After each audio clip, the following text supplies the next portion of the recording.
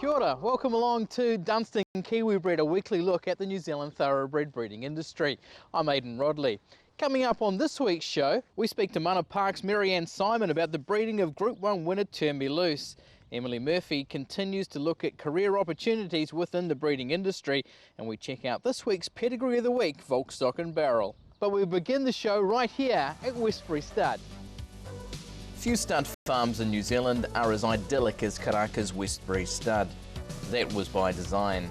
Studmaster Russell Warwick started from scratch to create a showpiece stud farm on a blank canvas that was one of South Auckland's highest producing dairy farms. Westbury Stud evolved under well-known businessman and bloodstock enthusiast Eric Watson before it was sold to Mike Taloli, then became the property of Australian business and bloodstock tycoon Gerry Harvey.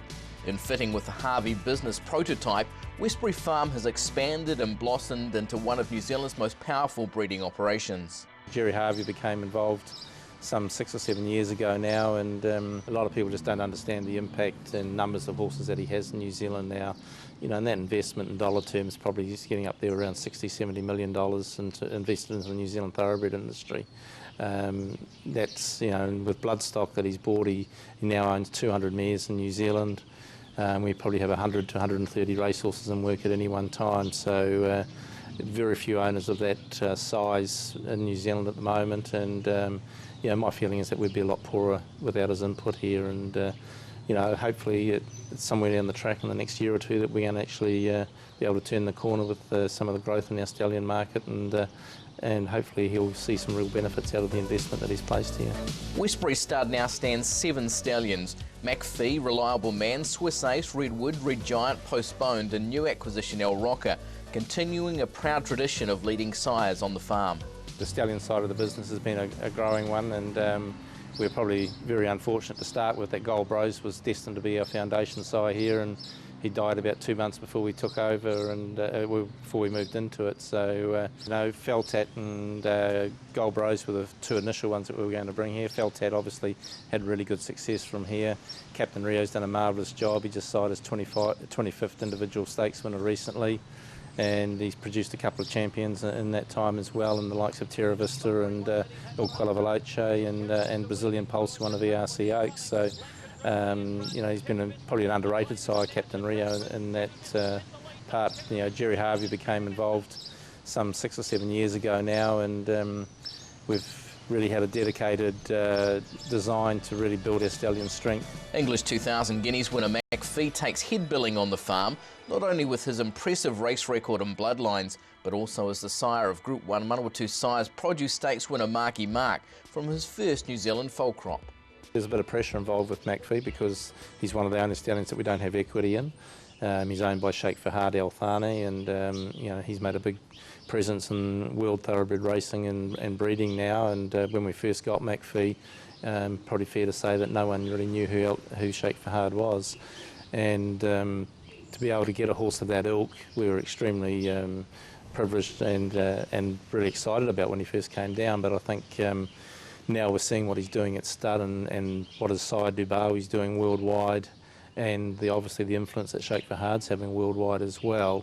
It comes down to performance now. It's all very well talking the talk, but we've got to walk the walk, and it's great to be able to see the McPhee progeny in the Southern Hemisphere delivering on what our expectations were. So when Marky Mark came along, really exceeded our expectations, and it was a really timely opportunity for us to produce a horse of that ilk. And you know, Brendan and Joe Lindsay have been great friends of ours for a long time, and just great to see them breed a Group 1 winner of and go on to be champion 2-year-olds. So hopefully Marky Mark, if he takes what the rest of the Dubai line have done, he's going to make really good inroads as a 3-year-old. Westbury Stud operates on 2 main farms, the 86-hectare Karaka property and the 121-hectare Matamata farm, which was first developed as Bloomsbury Stud by Henrietta, the Dowager Duchess of Bedford. Westbury also utilises another 65 hectares of leased land at Karaka. We've got a really magnificent farm in the Waikato, the heart of New Zealand thoroughbred breeding, and we've got this quality farm here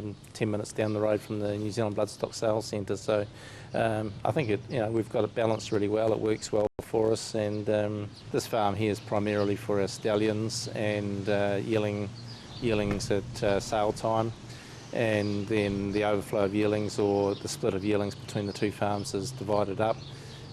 We also run quite a few dry mares here during the season, so it's got close proximity to the stallions. So yeah, look, we're never short of horses, and Jerry's made sure of that since he's got involved, because the growth in horse numbers since he got involved has been very marked indeed. Understandably, Westbury Stud is a New Zealand investment the iconic Aussie Jerry Harvey is rather proud of. Quite often he comes here, he brings 2 or 3 people that friends or business acquaintances that are in the thoroughbred business in Australia with him, and it's an opportunity for him to show off what he does actually own here. It's just not the effect of owning a farm in New Zealand. It's one of the more prestigious stud farms in the country, and you know, it's our job now that we're charged with is to breed some real serious racehorses out of it, and hopefully the next year and 12 months is going to really start to see that starting to churn out. Though he always has his finger on the pulse, Harvey has charged Russell Warwick with running the Westbury business, putting his faith in a man with some 4 decades experience in the bloodstock industry, including many proud years looking after Sir Tristram at Sir Patrick Hogan's Cambridge Stud. I've been in the game 40 odd years now, and you know, I've been able to work for some fantastic farms and some fantastic horsemen, and I guess you know, you've got to take that knowledge and that experience with you, and it's about, as I said, respect. I'm a big believer in respect, and I'm lucky he's got respect for my abilities and what I do, and once again I've got respect for him that he's had to take a big punt in putting that much money into New Zealand, particularly at a time when New Zealand has been travelling that flash, and you know, I think that's part of his business acumen, that he's happy to invest when businesses aren't going that well, when he can see a bit of light at the end of the tunnel. Part of the challenge facing Westbury Stud now is dealing with the rapid growth in the last few years and capitalising on the depth of its stallion roster.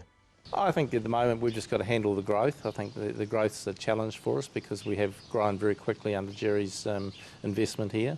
But I couldn't be any happier with the stallion strength that we've got around us now, with the likes of McPhee and Reliable Man and Redwood and El Rocker and Swiss Ace. You know, we've really got some good irons in the fire, and you know, a lot of those stallions, ones that have got runners, look like they're going to be at least average or above average.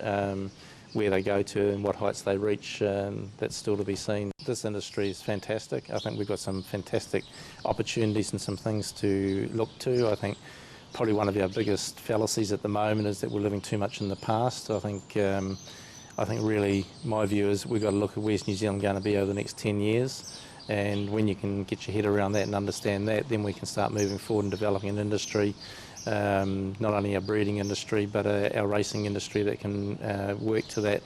So I think, you know, very proud of our heritage and the tradition that we've had, and so it's not been critical in any way of what's come before us, but I think the time is now that the international markets are changing so rapidly, and if we're going to remain competitive with them, I think we need to be visionary about what we want to achieve in New Zealand. And I think one of the big assets that we've got is that New Zealand, alongside probably Ireland, are probably the best 2 countries in the world to produce natural horses, and I think no matter what you do in any other country in the world, they will not be able to match the quality of horse that we can breed here, but at the same time we can't rely on that solely as the success of our industry. As you've heard, there's been huge growth over the last 15 years here at Westbury Stud. After the break, we introduce the stud's newest stallion acquisition, the son of Fastnet Rock, El Rocker.